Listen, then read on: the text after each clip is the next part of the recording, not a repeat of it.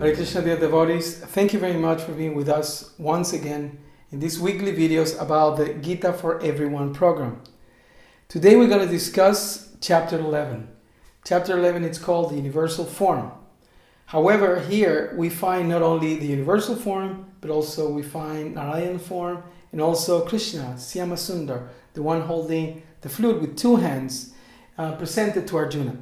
So the title, although it's called Universal Form, just for us to make it easier how to remember, we're going to call it the Forms of Krishna. Now, the chapter begins by Arjuna asking Krishna to please reveal to him the cosmic form. In fact, in chapter 10, Krishna has shown his opulences or has described his opulences. And Arjuna is asking Krishna to show that form in which all those opulences are manifested. In one place, it is explained in the Sanskrit words. So this is how the chapter begins. And the main topic that we will discuss, or it will be presented in the chapter, is that number one, Krishna has a form, and Krishna only reveals his true identity to his devotees.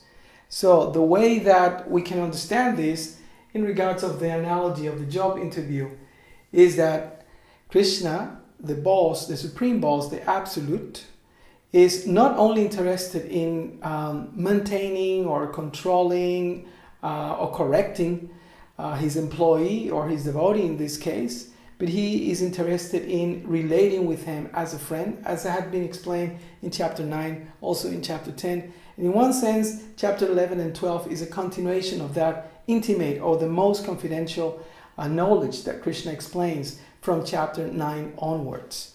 So the beginning of the chapter is Arjuna requesting, is the first request. He will further on request another form of Krishna at the end of chapter 11.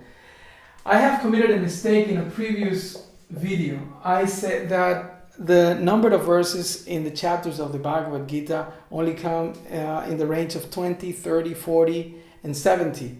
But I'm sorry for my mistake. This chapter 11 has 55 verses. The chapter ends with Krishna explaining again about devotional service, about pure devotional service, especially the last two verses. And Prabhupada gives extensive purpose to these two verses, explaining, number one, the quality of a devotee and the relationship with Krishna, and specifically with Krishna's form.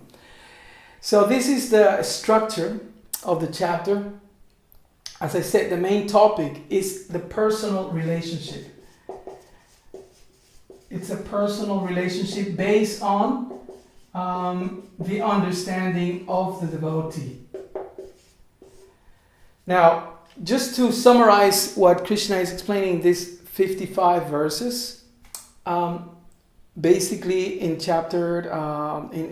text number 54, Krishna says, only my devotee can understand me, or only my devotee can truly see me as I am.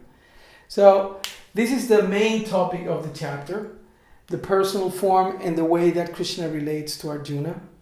And there are different sections. In these sections, we find the different manifestations of the Lord. Again, it seems like a continuation of chapter 10. Also, it's very interesting that this universal form speaks to Arjuna. At some point, there are different questions of Arjuna, but at some point we find that Arjuna presents a request to Krishna. What is your mission? I really want to know about you. And in that form, in that universal form, Krishna again doesn't allow Arjuna off the hook, as it is said. He tells him, I am time and I have come here to destroy everyone except you and your brothers. I have come to kill everyone here. So just act as an instrument and kill them all and don't be disturbed. So this is the characteristics of this particular chapter. And we find Arjuna's questions asking, I'm not going to number them, but basically Arjuna is asking Krishna twice to show his different forms. In the beginning of the chapter, text number 3 and 4, and at the end, or towards the end of the chapter, 45 and 46, Arjuna is asking Krishna to show cosmic form or universal form, and then his Narayana form. And eventually Krishna will go back to his original form, the Krishna form. And the answers that Krishna gave is not only explaining to him, but basically showing to him who he is in terms of his universal manifestation. So the analogies that we use, we have several analogies. I have to pull my notes here, otherwise it will be too difficult from memory to refer to this. We have the different analogies that Krishna gives here. There are hundreds of suns. That's how Krishna's form is represented or described as. The brilliance of this form is like having hundreds of suns, like blazing fire, like the radiance of the sun. So these are different. There are many, many analogies, so it will be difficult to number them, all of them. But basically, Krishna is explaining how all these soldiers, how all these warriors are entering into his numberless mouths, just like river waves flow into the ocean, and like great warriors enter into your mouth as moths into fire. And at the end of these analogies, Arjuna concludes that you are everything, and thus you are devouring everything. In the previous chapters, we have seen how Krishna repeatedly, he says, from chapter 7 onwards, that he is everything. In chapter 10, he says, I am the source of everything, I manifest everything. And now he's showing another aspect of him. He doesn't only create everything, but he also destroys everything. The connection with the previous chapter, as I mentioned earlier, is that the opulences of Krishna has been described, and now his opulences are manifested in this universal form. The connection with the next chapter is also very interesting, because the next chapter, chapter 12, is called Devotional Service. And particularly these last two verses of this chapter, text 54 and 55, explain specifically about pure devotional service.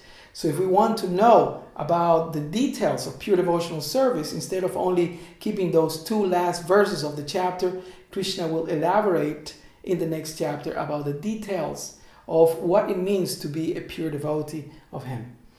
In the personal sense, Srila Prabhupada explains in the last purport of this chapter, the last verse, that the Krishna form is essential and supreme.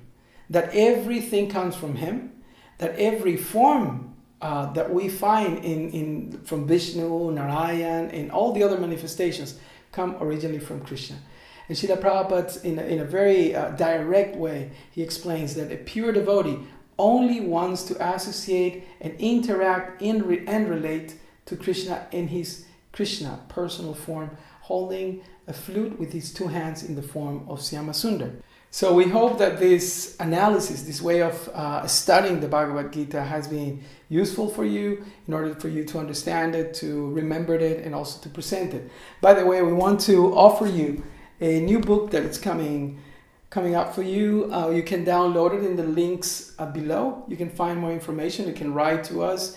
It's just a summary of the Bhagavad Gita in terms of only the verses, and it has the questionnaires after each of the chapters. So all the system, the format that we're using to analyze the chapters, you can just make your little notes, and that will help you to remember all the points that we are discussing. All the 18 chapters are here.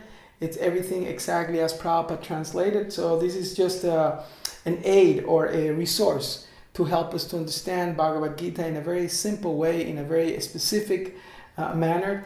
And all the points that you find out, as for example, the way that you can relate to this chapter in a personal, in your personal experience, you can just write all these things. It's not set in stone. The answers don't have to be exactly as everyone else. You can put your own understanding according to how you are reading Srila Prabhupada's purpose. So thank you very much. All glories to Srila Prabhupada. Hare Krishna.